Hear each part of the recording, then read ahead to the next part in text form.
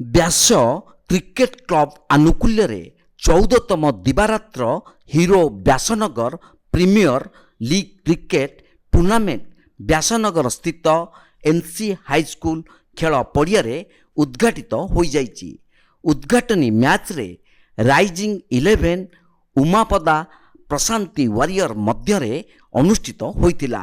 Rising 11 ପ୍ରଥମେ batting କରି ନିର୍ଦ୍ଧାରିତ 20 ଓଭରରେ 6 ୱିକେଟ୍ ହରାଇ 231 ରନ୍ ସଂଗ୍ରହ କରିଥିଲା। ଜବାବରେ ପ୍ରଶାନ୍ତି ୱାରିୟର 129 ରନ୍ କରି ପରାଜୟ ଗ୍ରହଣ କରିଥିଲା। କ୍ଲବର ସଭାପତି ରୁଦ୍ର ନାରାୟଣ ଦାସଙ୍କ ସଭାପତିତ୍ୱ ଆୟୋଜିତ ଉଦ୍ଘାଟନ ଉତ୍ସବରେ ଜିଲ୍ଲା କ୍ରୀଡ଼ା ସଂସଦର କାର୍ଯ୍ୟକାରୀ ସଭାପତି ରସାନନ୍ଦ ମହାନ୍ତି, ପୂର୍ବତନ ପୌର ପରିଷଦର ଅଧ୍ୟକ୍ଷା ବନ୍ଦିତା ପରିଡ଼ା, ସମାଜସେବୀ ପ୍ରହଲ୍ଲାଦ ଲେଙ୍କା, ନଟରାଜ ଗ୍ରୁପର ଏମ୍ଡି ରବିନାରାୟଣ ପୁହାଣ ଓ ସୌମିକ ହିରୋର ପ୍ରଭାତ ସାମଲ ଅତିଥି ଭାବେ ଯୋଗଦେଇ ଏହି କ୍ରିକେଟ ଟୁର୍ଣ୍ଣାମେଣ୍ଟକୁ ଉଦ୍ଘାଟନ କରିଥିଲେ।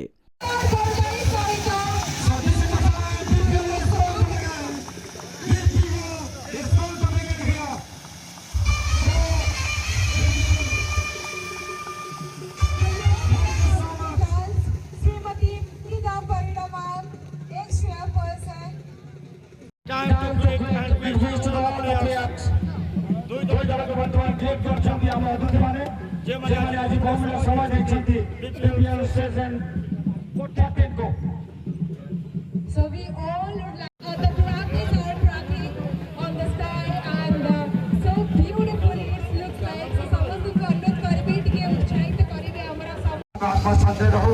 आज मुख्य प्रायोजक भाई ताको सपोर्ट करे भाई ताको परिवार को भाई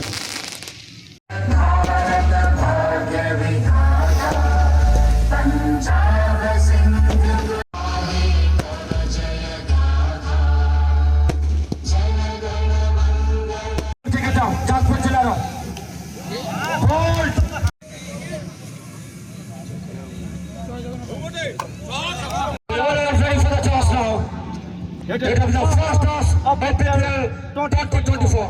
Sarul Chalwar from Prasanthi and other way.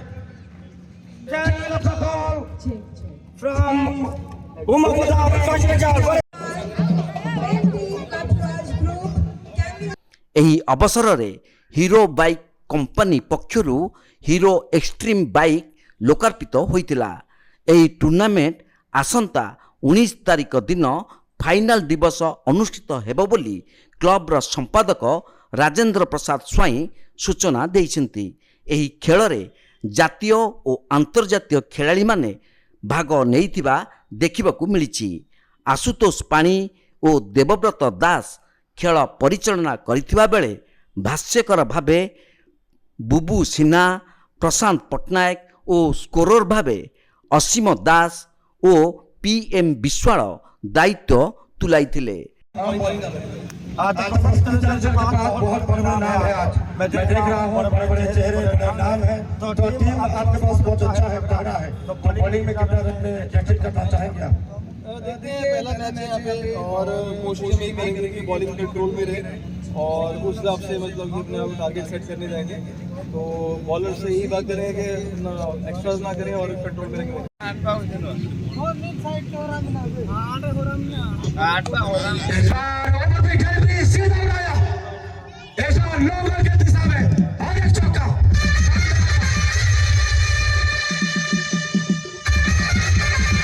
Jajpur ବ୍ୟାସନଗରରୁ Jyoti Prakash ଭୂୟାଙ୍କ report, Tirth Kshetra live.